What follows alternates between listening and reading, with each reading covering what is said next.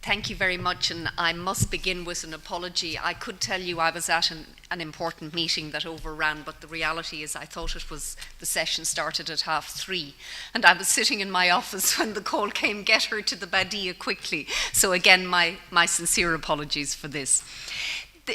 The addressing the core periphery issue in relation to the new member states is important. And it's important because if we think back to following the collapse of communism, what the reaction was from the then member states of the Union, there was deep concern about a large enlargement at the time. And what was striking, if you think of Mitterrand in his New Year's Eve speech in 1990, when he suggested that there should be something called a European Confederation.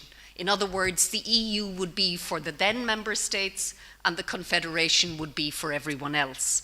And what was extraordinary about that was the speed with which that the countries of East Central Europe responded very dramatically and said, this is not what we want. We want to return to Europe. We want to assert our European credentials. European Confederation is not what we will agree to. And in fact, I was part of a French ploy at the time. I was invited to go to Prague in May 1991 to discuss the European Confederation. And Mitterrand gave his keynote where he still clung to the idea that there might be a European Confederation. And Havel responded to him. And it was the very nicest put down that I have ever been present at, where essentially Havel said, thank you, Mr. President, but no thank you.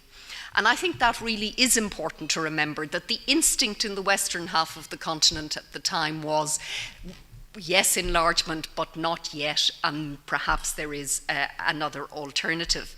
And even as late as 2003, Habermas and Derrida had an article called Core Europe in the Frankfurter Allgemeine.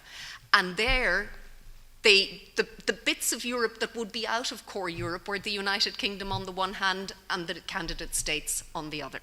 And again, I reread it this morning and it makes interesting reading. And I think it's important in reading that period to understand the way in which the post-communist states actually grasped the opportunity and grasped the discourse and said, we want to return to Europe. And of course, by asserting European credentials, the western half of the continent, in my view, had no choice but to say, well, it is enlargement. And I think I think it's important to revisit, because the instincts at the time in the western half of the continent were other. So, secondly, does the EU have a core? And if yes, what is it? I think we have to say that if, as core, we describe a part of the Union that is more tightly intertwined, both institutionally, politically, and in terms of vulnerability, then the euro area is that core. But that's not a core that divides the eastern and western half of the continent. It's a core that divides the Euro states and non-Euro states. But of course the paradox is that within the Euro area, perhaps the most serious core periphery dynamics exist then in terms of East-West. In other words, that North-South divide in terms of performance, economic performance at the moment. Agenda-setting core, does the EU have an agenda-setting core? Well, historically, it was always the Franco-German relationship. That relationship is not quite as smooth or as important as it once was. And I agree with you when you say that there is now the emergence of the Warsaw, Berlin, Paris. It's weaker, but I think we will see, as Poland grows and strengthens and as its catch-up, economic catch-up it is enhanced, that you will see Poland becoming an even more important state within the agenda-setting core, but not there yet. Fourthly, centre-periphery dynamics in economic terms. I think that as long as the eastern half of the continent is poorer than the western half of the continent, then that has implications. It has implications for policy, it has implications for preferences, and it also has implications for status. There's no doubt it does. So again, the question is who will catch up at what rate? And it's important, I think, to emphasize that very few states who join the EU as poor states converge with the core. That we don't see much convergence, at least there are convergence dynamics, but in terms of the actual incomes.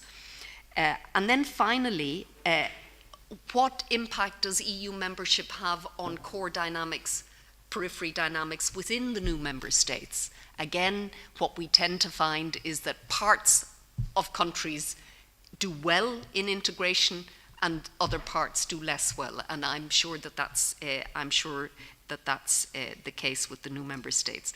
And then one final thing, and I think this is probably worth, I don't know enough about it, but it strikes me that it's important, and that is the extent to which and the way in which countries in East Central Europe are part of the value chain of production with the western half of the continent, particularly Germany, because so much economic well-being now is dependent on being part of these value chains. And could it be that some East European countries are more intimately linked with the production value chains in Germany than are the countries of the South? And I suspect, for example, that Slovakia is. And so that, again, is a very important development in terms of what is a very short period when we think historically. So I think that's probably what I have to say as an introduction. Thank you.